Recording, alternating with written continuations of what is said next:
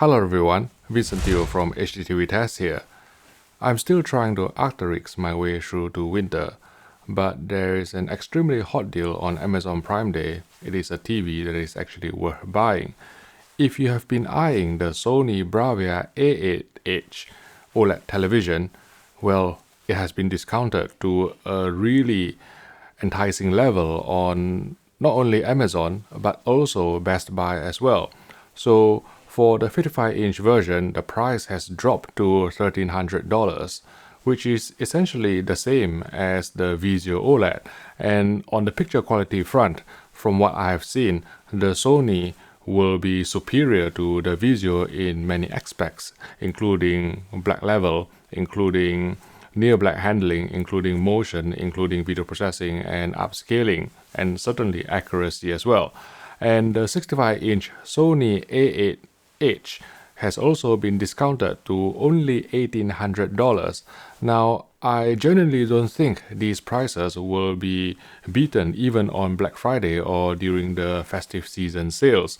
This is truly rock bottom, famous last word of course, but I think if you have been eyeing a Sony A8H OLED TV, if you are in the USA, then I think this is as good a time as any to buy. I don't think these prices will get much lower even on Black Friday and also during the festive season sale.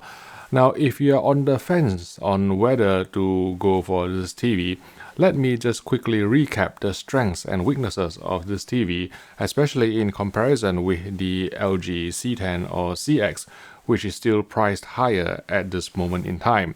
So I think, if you are a gamer, if you are dead set on HDMI 2.1, especially for gaming purposes, let's say if you have placed a pre-order for the Xbox Series X or the PS5 and you want a TV with HDMI 2.1 support, then it is better that you go for the LG CX or C10 rather than this Sony A8H OLED TV. This is because the Sony A8H only has 4 HDMI 2.0B ports, whose only HDMI 2.1 feature is eARC or Enhanced ARC. It won't support VRR, it won't support 4K at 120 frames per second, it won't support ALLM.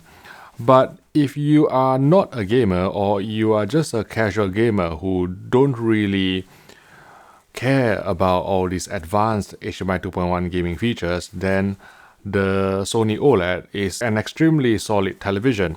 I think what is great about Sony TVs is their motion, and from the point of view of the Sony A8H, it continues this trend. I think among all the OLED TVs that I've reviewed in 2020, the Sony A8H has the best motion in terms of the smoothness and also in terms of the clarity. Let's start with the smoothness. The Sony A8H uses 4:4 pull-down to process 24 frames per second movies, and so it will be able to remove talismanic judder, and certainly in side-by-side comparisons with the LG C10 or CX, which uses 5:5 pull-down, I personally felt that the 4:4 pull-down on the Sony A8H looked slightly smoother to my eyes, but again, when trying to assess smoothness of motion without venturing into soap opera effect territory, it varies from individual to individual, but from my point of view, I'm extremely happy with the 24 frames per second native playback of the Sony A8H.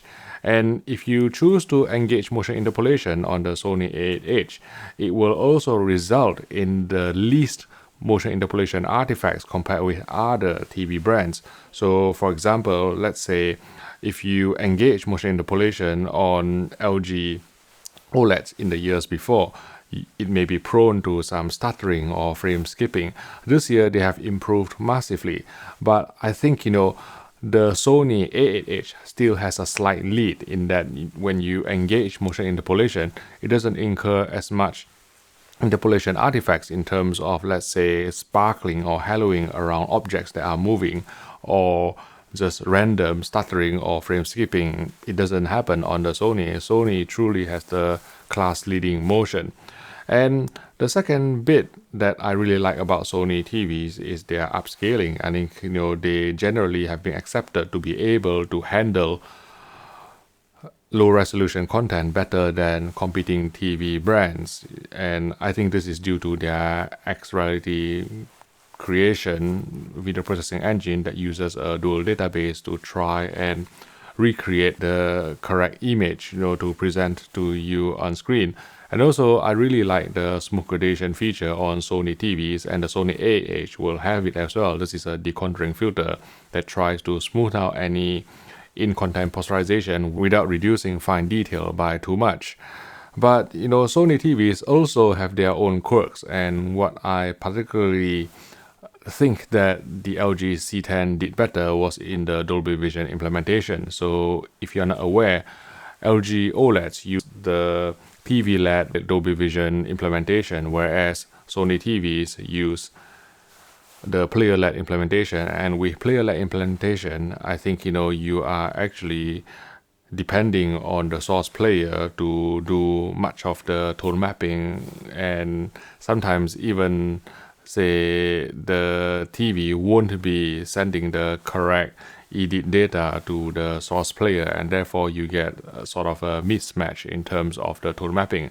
And I've always felt that the TV-led tone mapping on LG televisions results in a more accurate and more punchy Dolby Vision presentation. But from the point of view of, let's say, handling day-to-day content, I think, the Sony TV is a great choice because it is OLED, obviously, and therefore it is capable of true blacks, vibrant colors, and wide viewing angles, and it has the same anti-reflective filter that is present on all 2020 OLED televisions.